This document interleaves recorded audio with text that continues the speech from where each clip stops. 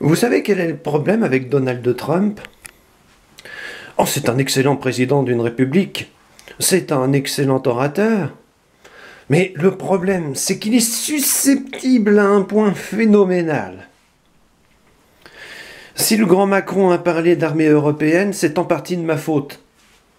Parce que j'avais évoqué sur YouTube et Twitter le fait qu'on puisse avoir besoin d'une armée européenne si un groupe, entre guillemets, raciste, s'approprie un État américain et est capable de le conserver et de le garder et de s'installer à long terme. Et que l'armée américaine est incapable de l'en déloger parce que surarmée. Dans ce cas-là, l'armée européenne peut venir en soutien et en aide. C'était tout. Il n'y avait pas à chercher midi à 14 h ou je ne sais quoi. C'était tout. Donc, j'allais dire, inutile de boycotter quoi que ce soit pour ce qui a été dit.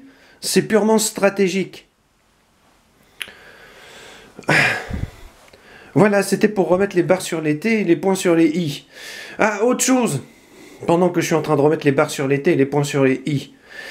Vous m'avez pas aimé dans l'affaire des immeubles parce que j'ai annoncé qu'ils allaient s'effondrer. Mais qui vous a dit que c'était les seuls qui allaient s'effondrer?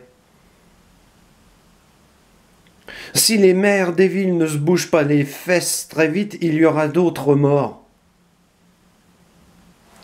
Que ce soit dû, à des secteurs construits en zone inondable, ou à des prises électriques défectueuses, ou à des sols en amiante, ou à des immeubles qui s'effondrent à cause de fissures, on en est là.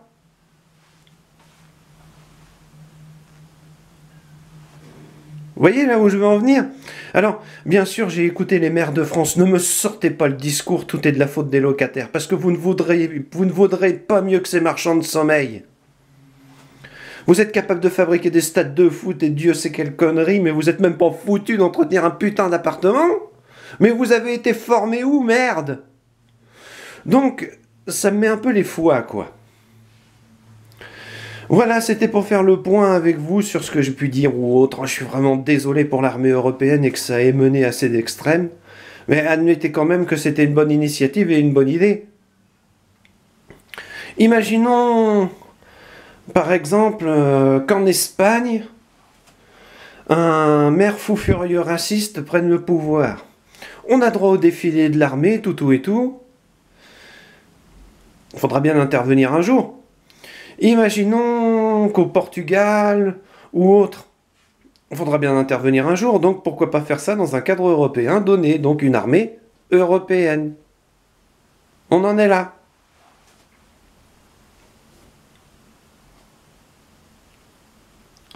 Vous venez vous plaindre du fait que nous ne payons pas notre cotisation au sein de l'OTAN. On vous propose une solution de tir pour avoir notre propre armée et notre propre système de défense européen au cas où un pays belligérant raciste revoit le jour en Europe. Et vous nous en voulez parce qu'on fait une critique constructive concernant votre pays. Oh, là je m'insurge moi.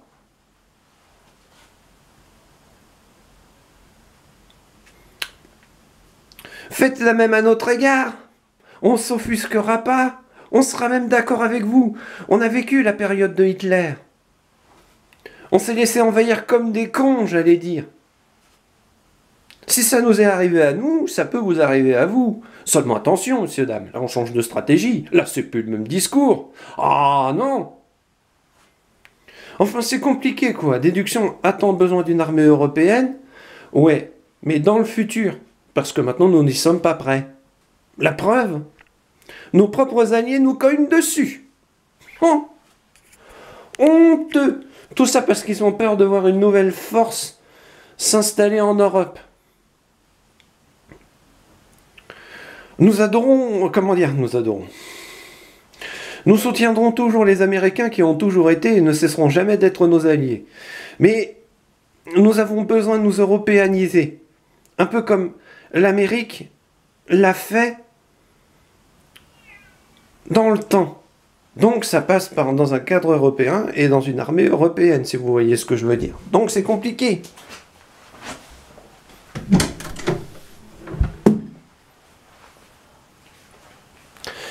Voilà, c'est tout ce que j'avais à vous dire. Donc en vous souhaitant une bonne journée tutti quanti.